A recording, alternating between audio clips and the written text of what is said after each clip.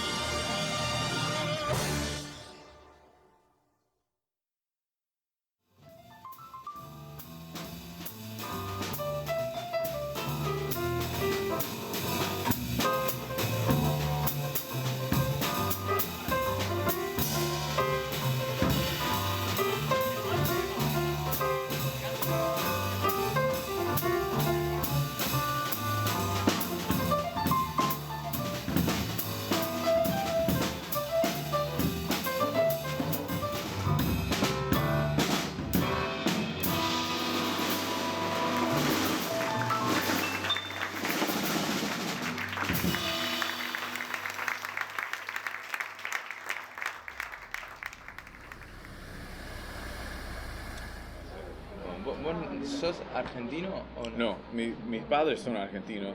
Yo nací en Nueva York, de casualidad. Mi mamá estaba embarazada, 6 meses ya, cuando llegaron allá. Yo nací medio de casualidad. Yo fui concebido, ¿cómo se dice? Concebido Sí. acá, pero nací allá. Ah, mirá. Mis padres, cuando recién llegaron allá, mi padre era muy pobre, ¿viste? Jardinero, no sé qué cosas hacía. Y tenían que hacer más dinero, entonces mi tía me fue a buscar de Mendoza, me fue a buscar a Estados Unidos y me trajo de vuelta cuando yo tenía 9 meses por ahí. Y me pasé un año acá. ¿En Mendoza? Sí, en Mendoza. Es muy chico. O sea que hubiera sido mendocino. Más o menos, sí, básicamente. Si hubiera nacido acá, hubiera sido mendocino.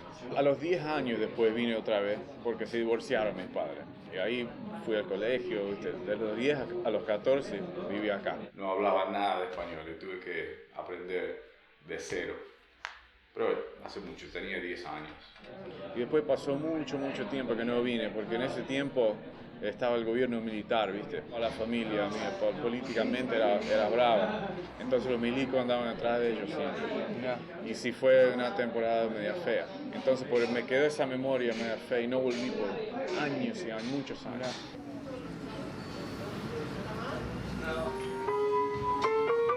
Los muchachos, el bajista y el pianista son de Nueva York. Pero en cada país que voy trato de tener invitados, ¿viste? Del país. Como por ejemplo Ale de Mogli. Phil Colombi en el año 2009 ganó el Grammy con Village Vanguard Orchestra, que es la banda de la casa de Village Vanguard, un club muy famoso ahí de Nueva York. Está sentado mandando emails, ¿viste? Pero bueno, un tipo muy humilde, un bajista increíble, una bestia animal.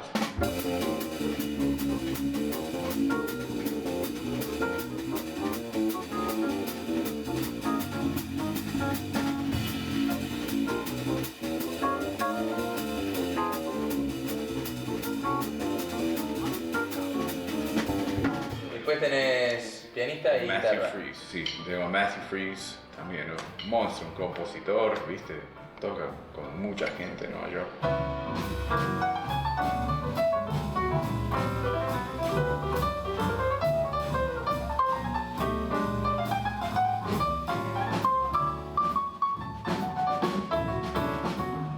Y él también es un músico que, como muchos en Nueva York, que les importa la música más que todo. Y esa es la actitud que hay que tener. Y en medio de la actitud del arte. O sea Sí. que uno tiene que comer. Claro, Pero... no, adelante de comida. Cuidar la música y la música te va a cuidar a vos. Que en realidad, de ese punto de vista debes venir siempre. No estoy en la música para ganar dinero. Claro. No existe, eso es como dos cosas totalmente contrarias. ¿Cómo se hace $1 millón en jazz? ¿No se conoce? Empezar con 2 millones. Nueva York es la meca del jazz. Hay tantos músicos, hay muchísimos músicos de todo el mundo, ¿viste? Si vienen ahí a estudiar y a tocar y a adquirir ese vocabulario. Cómo se toca en Nueva York es muy diferente que cómo se toca en cualquier otra parte del mundo. Que sumergís en la música, en la ciudad, en los músicos, en todo. Es como te envuelve totalmente. Estás 24 horas al día, música. En una noche puedes ver 5 grupos diferentes de una categoría, ¿viste? Altísima. Los mejores, los más brillantes de cada país van ahí a aprender. Así que imagínate, ¿qué va a hacer uno ahí, ¿viste? Vas, no podés tener ego, tenés que tener la actitud de... Es como una carrera de... Totalmente, de estudiante permanente. Eso es lo que sos. Cuando llegás allá, vos decís, soy de afuera, qué sé yo, quiero investigar jazz, ¿qué te parece? Te dicen, vení, empiezan a escribir como 15 minutos y toma la lista de teléfono de toda la gente que tienes que llamar y ir a ver este club allá, andar a ver este tipo. Pum, y te ayudan mucho, que eso no existe en muchas partes del mundo. En otras partes ocultan toda la información. Y hay un dicho en Nueva York, dice, en Nueva York nadie es el rey, porque a cada esquina hay un genio que toca muy bien y podés aprender todas las noches, todos los días vas a aprender algo.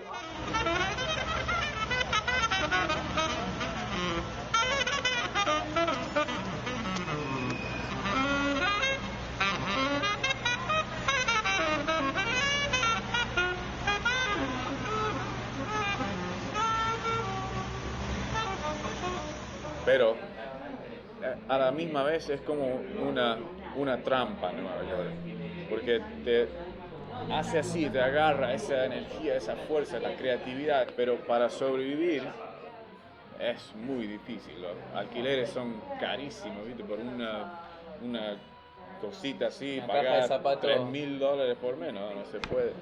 Entonces lo que tenés que hacer es ir a Nueva York, absorber el vocabulario y después tocar por todo el mundo.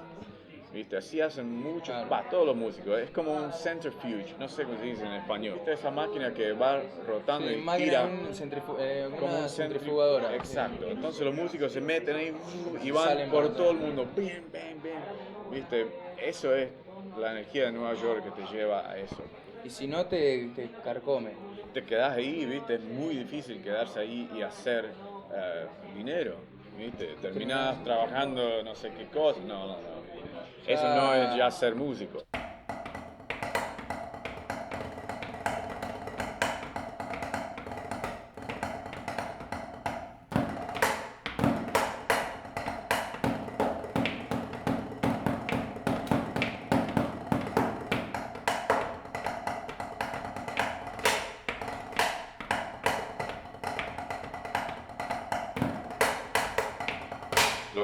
Lo que sí podría estar mejor acá, por supuesto, más lugares donde tocar, ¿viste? Ahora hay un club nuevo, Boris, que hay que apoyarlo, que están abiertos, y jazz y pop, y tenemos Thelonious y Notorious, y hay algunos otros lugares chiquitos que apoyan el jazz. Pero bueno, también hay que crear la cultura de salir a ver música.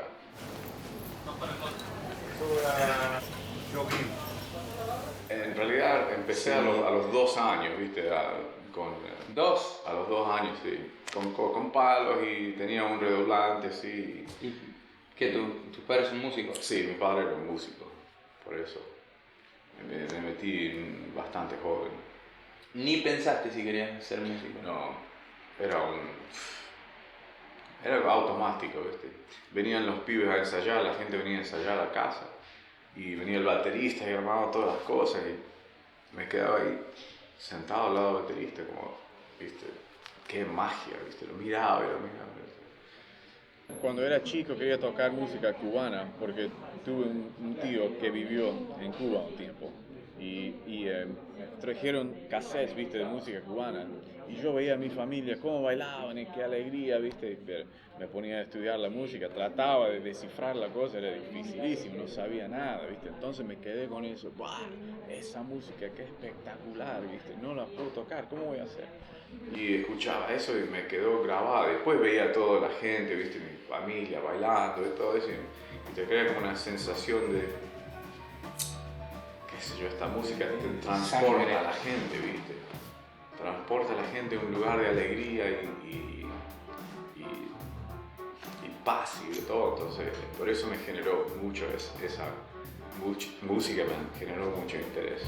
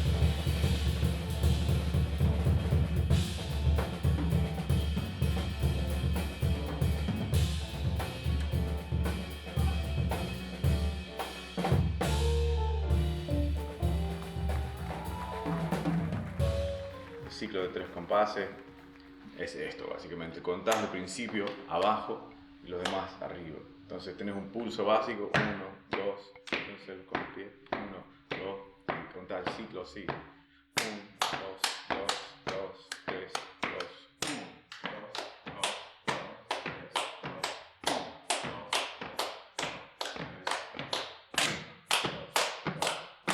3. Bien. Vamos, Sí, está lindo. No, para mucha gente no es fácil, lo hiciste bien.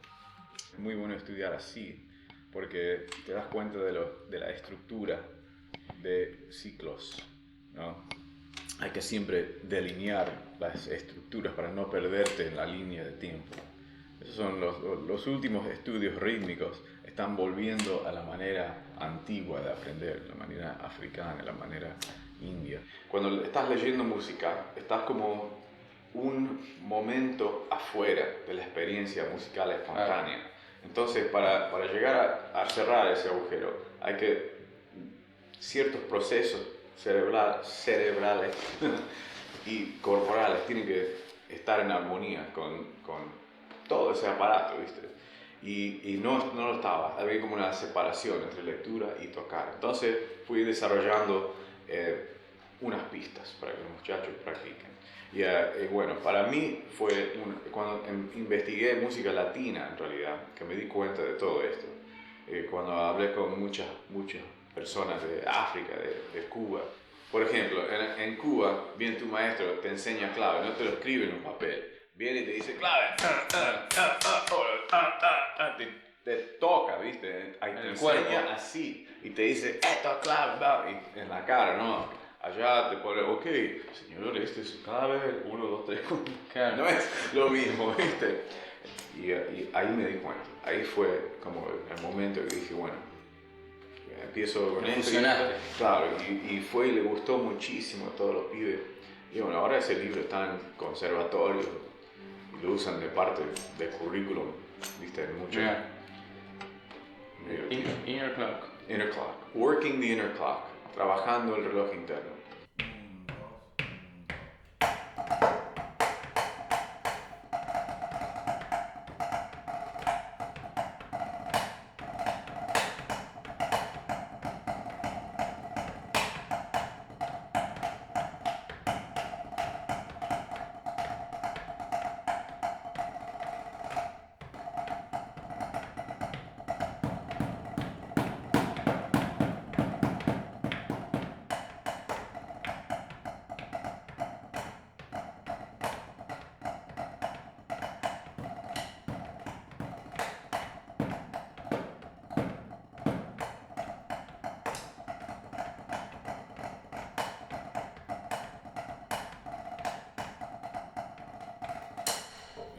divertido. Así. Esta la sabés. Ah, bueno. Ahora hay una tendencia en Nueva York de tocar tiempos impares, ¿viste? Mucho tiempos impares, pero con un vocabulario que transciende la métrica, ¿no? Que se cruza siempre los compases, frases largas, como en todo mezclado, ¿viste? 7, 4, 5, pero todo en una manera que lindísima.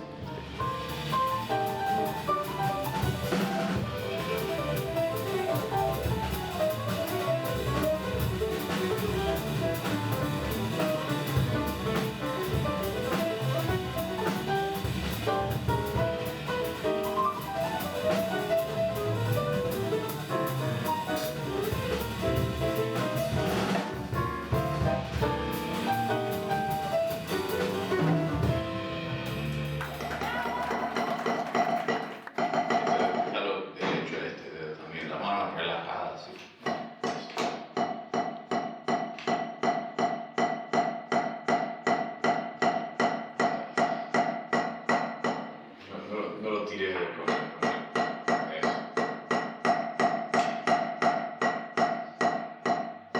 Dale, otra vez. Va a ser el doble, lo doble. Ya está. Entonces es simple, muy simple, ¿verdad?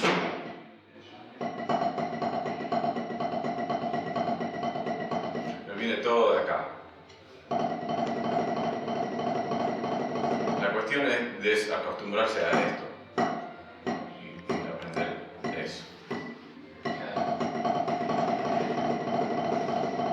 Puedes poner los dedos para control, nada más, para afinar el control, pero no hacen mucho esto. Cuando tenés otras cosas así, no hacen. Sí, pero en realidad es tocar todo así. Estamos rodeados de ritmo constantemente, todo es ritmo, es todo. El día, la noche, las temporadas, el universo mismo está controlado por ritmo. Cuando vos caminás, jugás un juego rítmico con la tierra y la gravedad. Dependemos nosotros totalmente del ritmo para vivir. Sin el ritmo no puedes existir.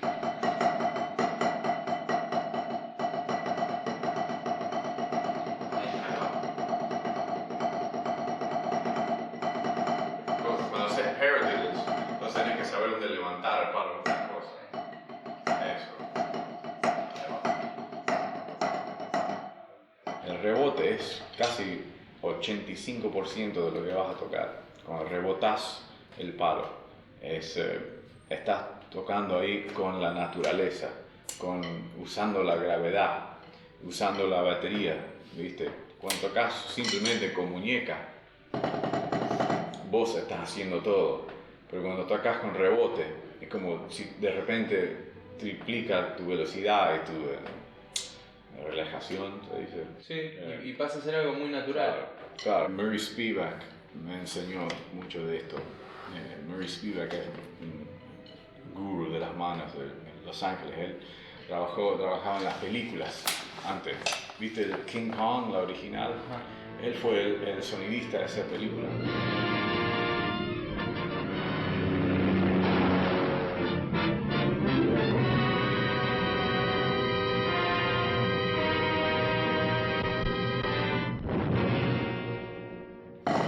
Esperar 1 año y medio por estudiar con él, pero no duré mucho con él, me echó en realidad. ¿Por qué? Porque tuve que trabajar la primera vez, era estudiante, me salió un trabajo y digo, Murray, tengo que trabajar, ¿viste? No tengo guita, tengo que hacer este laburo. Me dio una lección, me cagó a pedos básicamente por media hora y me colgó. ¡Pum! ¿No? La próxima vez que pasó, unos meses después, también me salió otro trabajo, lo tenía que hacer, era como $500, tuve que cancelar la casa otra vez para moverla. Y le expliqué todo y dije, me dijo, ¿sabes qué? No estás listo para estudiar conmigo. Paradiddle diddle es paradiddle diddle, pero él te enseña cómo tirarlo todo de un solo movimiento, no así cosas separadas. Así no llegas nunca a velocidad. pero él te enseña cómo, ¿viste? Cómo descifrar el movimiento. Es como un baile.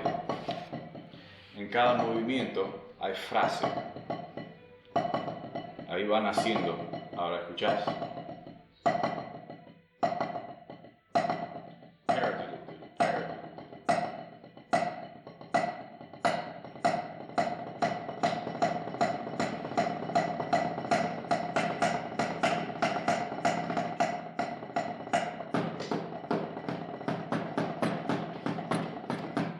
Entonces, esa velocidad no podés tener con todo muñeca. Tenés que conocer los movimientos del cuerpo. Es como un mundo, ¿viste? Secreto acá. Sí. Entonces, te metes en la llave para abrir la puerta. Es como un movimiento, ¿viste? Como es un movimiento mágico y se abre la cueva. 3 movimientos. Se abre la cueva. Lo mismo, cuando descifras los movimientos, está la frase.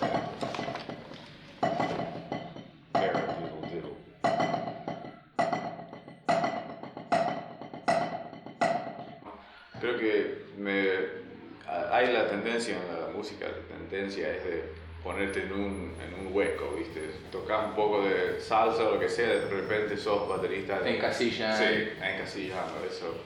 Pero en realidad trato de ser lo más redondo posible.